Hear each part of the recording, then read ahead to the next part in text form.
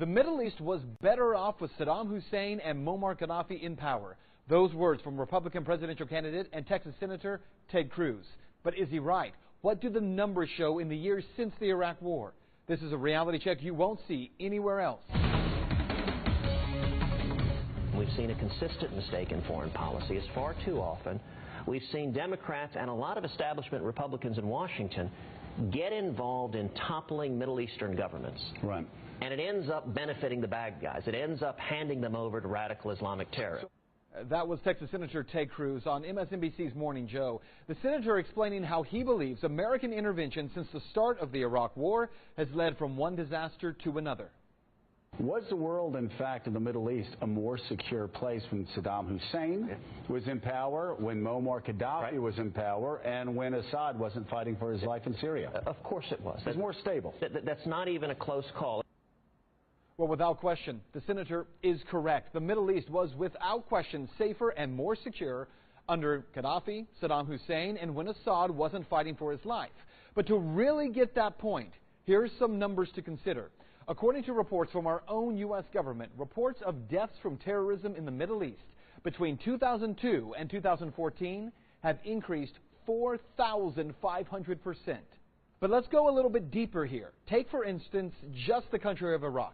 Before the 2003 U.S. invasion, do you know how many suicide attacks there were in Iraq? None. In the country's history, there had never been one. But since the 2003 invasion, there have been 1,892.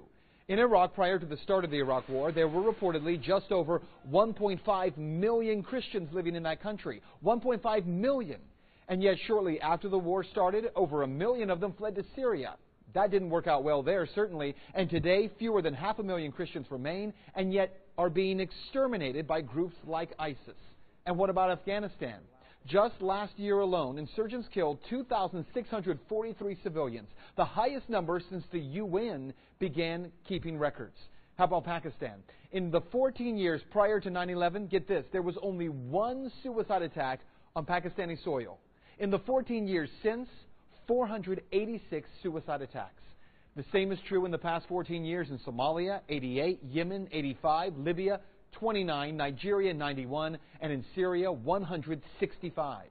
So what you need to know is that 14 years after this so-called war on terror began, the United States is on track to have spent $6 trillion on just the wars in Iraq and Afghanistan.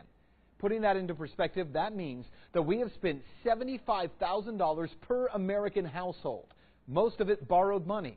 What's more, nearly 7,000 U.S. military personnel have died.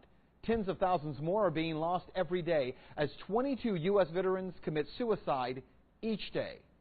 If we're to be honest here, the only thing that the war on terror seems to have brought us and the rest of the world is more war and more terror. That's Reality Check. Let's talk about that tonight on Twitter.